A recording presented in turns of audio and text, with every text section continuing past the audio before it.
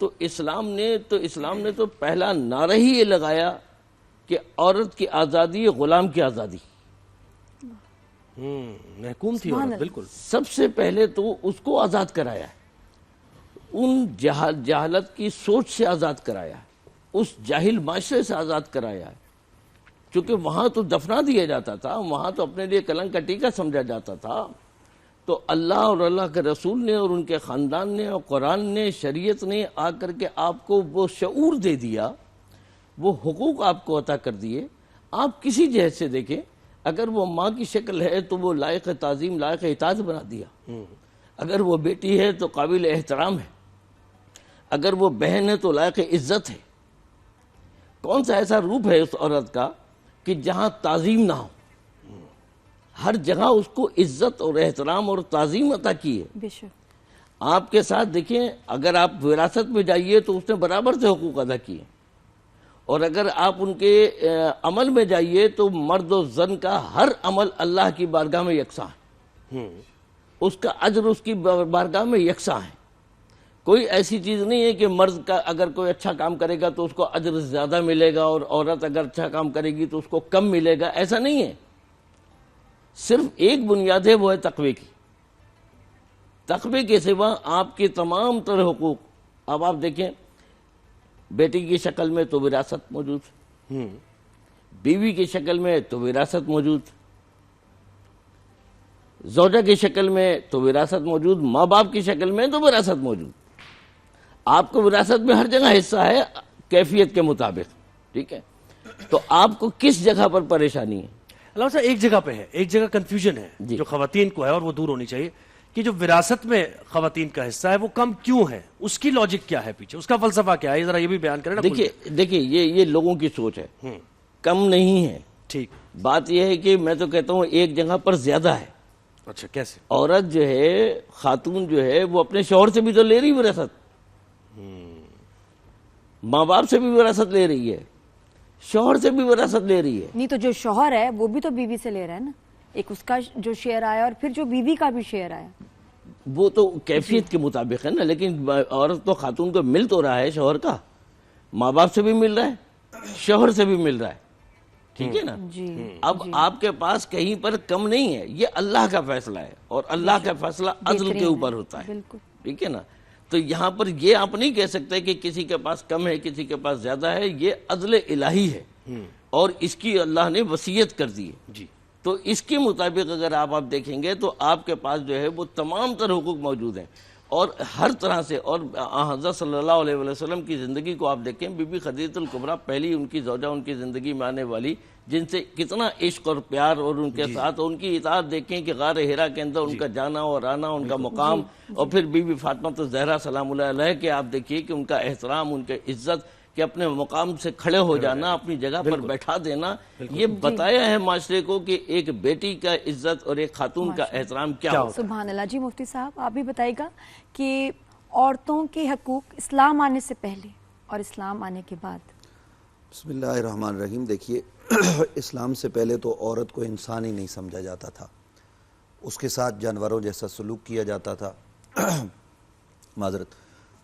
نبی کریم صلی اللہ علیہ وسلم کی آمد کے بعد عورت کو مقام و مرتبہ ملا, اور اس طرح سے ملا کہ قرآن مجید برہان رشید کی جو آیات ہیں تو وہاں جہاں مردوں کو خطاب ہے تو مردوں کے ذیل میں تو عورت کا ذکر ہوتا ہی ہوتا ہے, لیکن الگ سے مؤنث کے صیغے قرآن نے استعمال کیے ہیں. قرآن مجید برہان رشید کی متعدد آیات ہیں. قرآن کی صورتیں دیکھیے, سورہ نساء ہے, دیگر جو ہے نا وہ سورہ مریم ہے, یہ تو خواتین کے لیے ہیں.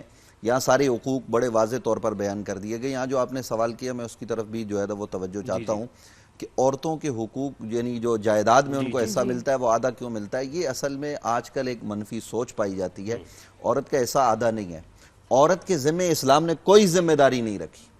عورت نہ کمائے, نہ عورت کے ذمہ گھر سنبھالنا ہے. عورت کے ذمہ اللہ نے حتیٰ کہ وہ اپنے بچے کو جس کو اس نے اپنے بطن سے پیدا کیا ہے, اسلام یہ کہتا ہے کہ اگر وہ کہے کہ بھئی میں دودھ نہیں پلانا چاہتی تو نہ پلائے, شوہر اس کے لیے دایا رکھے, دودھ پلانے والی کا انتظام کرے. اور اگر عورت کہتی ہے میں اپنے بچے کو دودھ پلاؤں گی تو میں اس کے عوض پیسے لوں گی، تو شوہر کا کام ہے کہ وہ اس کو عوض دے۔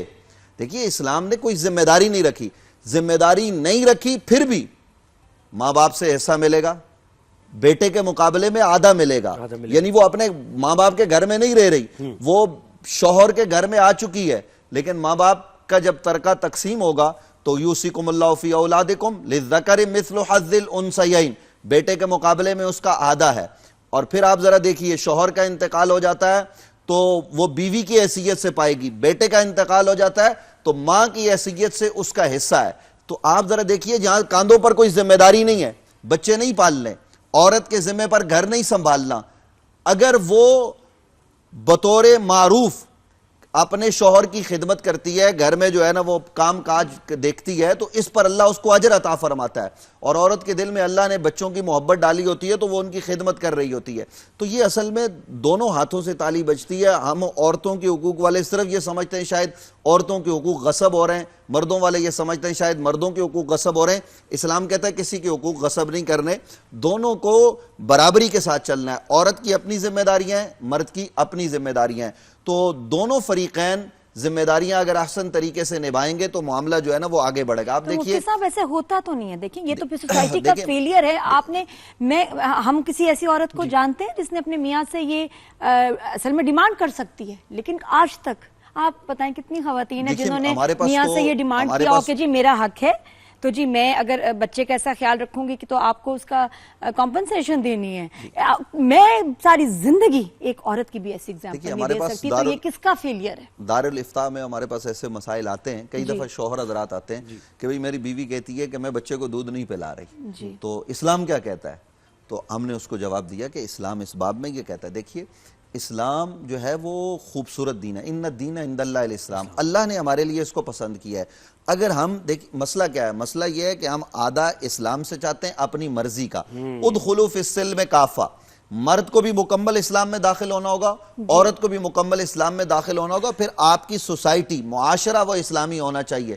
جب آپ کی سوسائٹی اور آپ کا معاشرہ اسلامی ہوگا نا تو پھر یہ حقوق کی جنگ نہیں ہوگی، بلکہ خود ایک دوسرے کے حقوق اس کی دہلیز پر پہنچائے جائیں گے۔ زمانہ ایسا بھی تو آیا نا اسلام پر کہ زکوٰۃ لینے سے لوگوں نے انکار کر دیا، کیا وہ اسلام کا نظام تھا؟ آج بنیادی طور پر ہمارے ہاں اسلام کا نظام نہیں ہے، تو پھر یہ باتیں ہوتی ہیں۔ اسلام وہ ہے جو عورت کو ذلت کی پستیوں سے نکال کر اوج ثریا کی معراج عطا کرتا ہے۔ آپ ذرا اندازہ لگائیے کہ عورت کا معاشرے میں کوئی مقام و مرتبہ نہیں ہے، بالکل کوئی مقام نہیں ہے، اور جائیداد میں کوئی حصہ نہیں ہے۔ اسلام نے جائیداد میں حصہ بھی مقرر کیا، عورت بیوہ ہو جاتی تھی ساری زندگی۔ آج آپ کے پڑوس میں عورت کے ساتھ کیا ہوتا ہے جب اس کا شوہر انتقال کر جائے؟ کیا وہ شادی کر سکتی ہے؟ نہیں، ساری کی رسم تھی۔ جی تو اب کیا ہوتا ہے ہمارے ہاں؟ کیا ہے اسلام میں؟ کیا ہے اسلام تو بڑی خوبصورتی کے ساتھ یہ کہتا ہے کہ جب اس کا شوہر انتقال کر جائے 4 مہینے 10 دن انتظار کرے، اور وہ انتظار میڈیکلی بھی اب ثابت ہو گیا کہ کیوں اس نے کرنا ہے، اس کے بعد وہ نکاح کر لے، وہ نکاح کر سکتی ہے۔ اسی طریقے سے طلاق یافتہ عورت کو معاشرے میں آج بھی اس معاشرے اس سوسائٹی میں برا سمجھا جاتا ہے، جو کہ نہیں سمجھنا چاہیے۔ اس میں اسلام کا کوئی قصور نہیں، یہ ہماری معاشرتی سوچ ہے۔ عورت طلاق کے بعد نکاح کر لے، جو وقت گزارنا ہے اس کے بعد اسلام سب کی اجازت دیتا ہے۔ علامہ صاحب آپ فرمائیے کہ پھر اس میں سوسائٹی کی پرابلم ہو گئی نا؟ یہ اسلام اپنی ذات سے شروع ہوتا ہے، ٹھیک ہے؟ ہمیں چاہیے کہ ہم اپنی ذات سے اسلام شروع کریں۔ عورت کو آپ دیکھیں، میں ایک غیر مسلم اسکالر تھی لیڈی، وہ اس نے کہا کہ ویسے تو میں کبھی شادی نہیں کرتی، لیکن اگر کبھی میں نے سوچا کرنے کے لیے تو میں اسلام کے قانون کے مطابق کروں گی۔ اب آپ دیکھیں وہ کس چیز سے متاثر ہوئی؟ شادی کا اختیار مرد کو نہیں دیا اللہ نے، عورت کو دیا۔ کیا مطلب؟ اجازت آپ کی ہوگی تو شادی ہوگی، ایسا نہیں کہ کوئی مرد یہ کہے کہ جناب میں اس کے پسند کرتا ہوں لہذا میں اس سے شادی کر رہا ہوں اور وہ نہ چاہے۔ اچھا، مطلب مرضی، بالکل مرضی کے اس کی بغیر رضا اس کی ہے، ایجاب اس کا ہے، مرد کو قبول ہے، مرد قبول کرے گا۔ ایجاب عورت کو، بی بی خدیجہ الکبریٰ نے جو ہے وہ خود رشتہ دیا تھا، حضرت نے قبول فرمایا ہے۔ کیا بات! تو سب سے پہلا مقام تو آپ کو یہ دیا کہ آپ کی زندگی پر آپ کو اختیار ہے کہ آپ جو چاہیں اور جب چاہیں اور جیسے چاہیں فیصلہ کریں یا نہ کریں، آپ کو کوئی جبرن نہیں کرا سکتا۔ علامہ صاحب اگر یہ حقوق جو ہمیں اسلام نے دیے ہیں وہ ایکچولی اگر ہمیں مل جائیں، کسی گھر میں طلاق نہ ہو، किसी घर में खुला ना औरत ले। अब देखिए यहाँ पर हमें नहीं मिलते। यहाँ क्या मसला, यहाँ है मसला माशरती जहालत का। जी बिल्कुल। यहाँ सोसाइटी, माहौल, हालात, ला इल्मी, ये चीजें गालिब हैं। अगर आप, मैंने अभी परसों किसी टेलीविजन के ऊपर कोई खबर देखी, जनाब किसी बच्ची ने जो है ना वो कोई शलवार कमीज पहन ली या बास्केट पहन ली, कोई कपड़े ऐसे पहन लिए, तो उसको मारा गया। ये टीवी के ऊपर मैंने परसों की खबर में देखा। तो भाई उसको मतलब मारा गया है, और क्यों मारा गया? भाई इस्लाम ने कोई ऐसी पाबंदी नहीं लगाई है। जी बिल्कुल। ठीक है, लेकिन आप लोगों की जहालत की वजह से इस्लाम बदनाम हो रहा है, माशरा बदनाम हो रहा है, बिल्कुल, मुल्क बदनाम हो रहा है, बिल्कुल। इस शरीयत बदनाम हो रही है।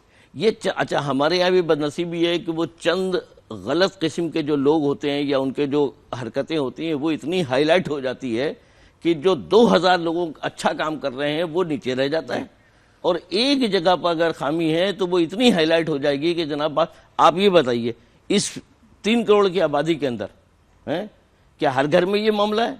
नहीं, बिल्कुल नहीं। हर घर की खातून को इज्जत भी मिल रही है, एहतराम भी मिल रहा है, उसका शौहर उससे प्यार भी कर रहा है, उसको हुकूक भी अदा कर रहा है, उसके ऊपर कोई जिम्मेदारी भी नहीं है, उसका एहतराम भी है हर तरह से। ये किस घर में हो रहा है? ये सब जगह हो रहा है। कहाँ हो रहा है अल्लामा साहब? असल में मेजॉरिटी हो रहा है, अगर बुराई आप को हाईलाइट मेजोरिटी किया में जाता है तो देखें, लगता है। अगर आप मेजोरिटी में देखें, मेजॉरिटी में भी नहीं है। नहीं, ये अकलियत आप में कह रहे हैं कि उसके ऊपर जिम्मेदारी कोई नहीं। जिम्मेदारी कोई भी नहीं है। ऐसे नहीं। नहीं, इस्लाम ने नहीं जिम्मेदारी। नहीं, बिल्कुल, इस्लाम ने तो बहुत आसानियां रखी हैं, लेकिन जो हमारे घरों में है देखिए ये इनफरादी मामला है। ये जो सोसाइटी में नहीं, हम इस्लाम की रूह से नहीं चल रहे, हम औरत को वो हकूक नहीं दे रहे, तो ये हमारा कसूर है, वो आराम नहीं दे रहे। इसमें हमारा कसूर है। आप इस्लाम को ना कहें। आपने नहीं, बिल्कुल इस्लाम में तो बहुत जो लोग ये बात कर रहे हैं कि क्यों नहीं, जब औरतों के हकूक की बात आ रही है तो क्यों हमारे घरों में इसको, और वहां की औरतें भी हैं जो कहती है नहीं नहीं नहीं नहीं यही तरीका है, नहीं करोगी तो बस इसको फारिग कर दो, भेज दो। तो मैं तो बता रही हूँ ना, जितना मेरे दीन ने आसानी पैदा की है, किसी घर में खुला तलाक हुई ना। जी आप फिर फरमाइए ना। अभी आज की खबर ही मुझे बता रहे हैं कि 7 साल बच्ची को बाप ने इतना मारा, इतना पीटा कि जान से चली गई। या अल्लाह, तो इस तरह ये जुल्म है। इस्लाम ये कहता है कि जब बच्चा बच्ची उसकी उम्र 7 साल हो जाए तो उसको नमाज पढ़ना सिखाओ। सबसे ज़्यादा ज़रूरी क्या चीज़ है? अल्लाह की इबादत, उसका वहदहु ला शरीक मानना। फिर उसको 3 साल तक सिखाओ। 10 साल की उम्र में न पढ़े तो तंबीह करो। मारने की इजाज़त तो कहीं पर भी नहीं है। यानी बाप अगर गुस्सा बाहर का लेके घर में आता है, ये नफ्सियाती है, वो मारता है, तो इस्लाम में इसकी इजाज़त नहीं। न बाप को इजाज़त है, न माँ को इजाज़त है। हाँ, समझाने की इजाज़त है, तंबीह करने की इजाज़त है कि वो उनको प्यार और मोहब्बत से तरीके के साथ उनको समझाएं। मारने की इस्लाम में कोई गुंजाइश नहीं। यहाँ अल्लामा साहब ने एक बात की, तो देखिए एक अहम बात, औरत को बिल्कुल इजाज़त है कि वो अपना निकाह खुद करे, मुनाकिद करे, लेकिन हमारे यहाँ नबी अलैहिस्सलाम की सही हदीस है, ना ला निकाह इल्ला बिवलियन, वली की इजाज़त के बगैर निकाह नहीं होता। को औरत, देखिए बहुत सारे मामलात जो तलाक़ें हो रही हैं आपके माशरे में, आपकी सोसाइटी में, कोर्ट में चले जाएं, मैं चैलेंज से कहता हूँ उन शादियों में तलाक़ें हो रही हैं जो मोहब्बत के नाम पर की जाती हैं, जो घर से निकल कर की जाती हैं, माँ बाप को छोड़ कर की जाती हैं। तो देखिए दोनों तरफ से चीज़ों को लेकर चलना होता। हमने अब अगर गैर वली, यानी अगर उसका वली वालिद है वो निकाह करेगा, उसका मसला और है, चचा निकाह करेगा और है, भाई निकाह करेगा तो और है। तो ये बालिग लड़की है तो इजाजत है या मुत्तला करना है? दो अलग अलग। देखिए रजामंदी, इसमें दो बातें, इसमें दोनों चीजों में रजामंदी है। रजामंदी के साथ जो है ना वो मामलात आगे बढ़ाए जाएंगे। मसला बुनियादी तौर पर क्या है? मसला ये है कि हम ये कहते हैं मेरे हुकूक, हालांकि होना ये चाहिए कि मेरे हुकूक भी हैं, आपके हुकूक भी हैं, या जहां से आपकी नाक शुरू होती है ना तो मेरी, वहां आजादी खत्म हो जाती है। आजादी ये इज़ारे राय के नाम पर, अच्छा जिस तरह के नारे हमारे मुल्क में लगाए जाते हैं, क्या इस्लामी सोसाइटी में इसकी इजाजत है? औरत को मारने की इजाजत नहीं, औरत के हुकूक देने की इजाजत है, लेकिन हम अपनी सोसाइटी को तबाह कर रहे हैं। कहीं औरतों के हुकूक के नाम पर, कहीं मर्दों के हुकूक के नाम पर। हुकूक में आप बराबरी मसावात कायम करें तो फिर देखिए जो वली की बात की। अच्छा देखिए, इसमें असल में बात कुछ भी नहीं है। बात यह है कि कानून का जायज़ और नाजायज़ इस्तेमाल करना, अगर आपने उसको सही इस्तेमाल किया है तो वो अमल सही है, अगर आपने सही इस्तेमाल नहीं किया तो गलत है। अब मिसाल के तौर पर कि इस चीज़ से वो लोग फ़ायदा उठाते हैं जो हमारे ख़ास तौर पर गांव देहातों में या कम इल्मी जगहों के ऊपर, कि जनाब वली कह रहा है कि जनाब तू इससे शादी कर ले। अब वो बच्ची राज़ी नहीं है, تو اس کا یہ مطلب نہیں ہے کہ بچی کو جو زبردستی آپ جو ہے نا کسی کے اثر لگا دیں، یہ نہیں ہو سکتا. ہاں ولی کا احترام اور اس کی اجازت اگر وہ چاہتا ہے تو وہ ولی کی اجازت کے ساتھ وہ نکاح کرے، لیکن اختیار ہر صورت میں جو ہے نا وہ خاتون کا ہے. بہت شکریہ. اچھا طلاق یافتہ کا معاملہ اور ہے. طلاق یافتہ اپنی مرضی سے کر سکتی ہے، اس بیوہ پہ ہم اپنی ضرور مرضی آنے سے والے کر شوز میں سکتی علامہ ہے، صاحب کوشش کریں گے اور کہ کنواری ڈسکس ولی کی کریں اجازت. کہ ولی کی اجازت اور کا باتیں کیا ہے بالکل کا ہونی مطلب. چاہیے. بہت شکریہ علامہ صاحب نے دیا، مصطفیٰ آپ نے دیا.